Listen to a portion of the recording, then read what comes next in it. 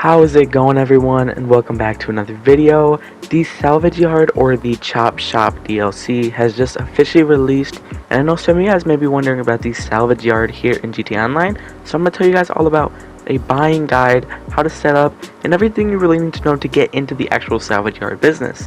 Please keep in mind during this that this is not a money guide with the Salvage Yard, but I will be telling you guys how to set up to make money, which business should you buy, and everything you need to know to actually start making that cash, which I will cover in my next video. Start by making your way to this big yellow Y on your map at the Salvage Yard. Now the Salvage Yard is actually where you're going to get the phone call from Yusuf Amir. Now you'll see that once you log into GTA Online, you'll get a phone call from Yusuf just telling you his normal stuff. That's all the boring stuff you don't need to care about. Basically just come into the Salvage Yard that I just showed on the map, go up to the yellow symbol, press, for me, be right on the D-pad, interact, and then have him call you so that you can set up the actual location. Here's where the spending of the money is happening, and here are the salvage yards. So basically there's a grand total of 5 salvage yards, starting from the cheapest being up in Paleto Bay, which is actually the Paleto Bay Salvage Yard, shocker, at 1.6 million, the Sandy Shores at 2 million, and then you go all the way to the most expensive, which is La Porta. The third most expensive is Marietta Heights, and the second is Strawberry. So, me personally, I'm going to be customizing the La Porta, but I actually ended up buying the Strawberry location. The reason is I don't want mine in the scrapyard, but that doesn't really have to go with what you want. The actual customizations are very limited. Basically, just color your tint. If you go with the basic gray, you don't have to spend any extra money, but if you go and you want to customize it even better, you will have to spend a little bit of money, but that really doesn't affect you. It's 75,000, so you can easily cover that. I'm going to be showing the modification real quick, and I will actually get into which one you should buy and why, but real quick, let's look at this. The trade rates, these are not required, but if you want to have discounts on all of your Moore's Mutual Insurance, and you want to have discounts when you repair vehicles at Alice Customs. Personally, if you're low on cash, don't get it. If you have the cash, get it. It simply just makes things cheaper in the future. Tow truck, I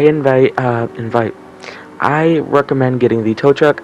I went with the 1.1 million. I believe that the tow trucks don't matter. Actually, they don't matter. The beater is just, I think it will be slower. The beater will just be uglier, all that kind of stuff. If you want, only spend the 600k, that won't affect you.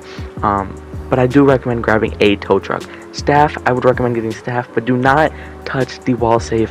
Trust me, do not touch the wall safe. If you touch the wall safe, you are $750,000 for just something that sits on your wall. It's not worth any of the money that you're going to throw into it. You're not going to ever make that money back. It's just stupid to actually do that. Now, I'm going to show you why I went with the Strawberry. Now, Strawberry, that is the middle of the city. Almost direct middle. That's also why I have my Maze Bank, all of that. The majority of the missions that you get in GTA 5 are either around Sandy Shores or Vinewood area, or they're at the bottom of the map, like the docks. They're at the airport. They're at the I don't know what it's really called, the Palomino Hills area to the right bottom. They're always in that kind of weird mixture, if you know what I mean. And it's always just like a weird combination. So I personally think that the Strawberry location would be the best location to actually get. The reason the Strawberry is also so good is because almost all the missions are either in that Sandy Shores to the lower bottom of the map region. It's also just a good location. It's easily accessible. The main salvage yard is a little bit more money, but what's the point? I will not recommend grabbing anything up in Sandy Shores or Paleto Bay. That is the worst investment you will make in terms of money. It's just not good. It's not time efficient. You're going to be spending too much. Everything is in that area that I've already told you, mostly Los Santos, so you will most likely be wasting your money, losing money, which it seems like it's cheaper, but you won't, because time is money, all that kind of stuff. The inside of the actual salvage yard is a tow truck, which is similar, from what I believe, is to be like the export mixed goods and the bunker $50,000 mission. They don't seem to be really that important. They're kind of just, you know, a extra way to make money, like the auto shop. Think of the auto shop like that. Here are the robberies. Now, robberies, I will get more into later, but basically just what you need to know about robberies is that you'll basically steal vehicles that apparently change weekly. They can be sold to Yusuf or they can be salvaged for parts.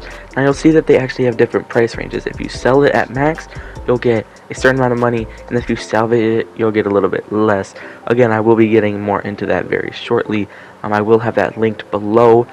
Once I do finish that, it'll be coming out later today if you're watching this today of the release. If you're watching this after the release, the video is already out. But that's basically just what you need to know for the salvage yard. You have a tow truck, which is basically like export mixed goods kind of thing. You'll go out, steal vehicles, get money from it, all that kind of stuff.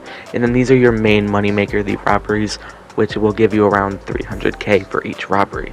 If this was helpful, make sure you drop a like down below and subscribe, post notifications on so you never miss another video. And I hope to see you all later. Peace.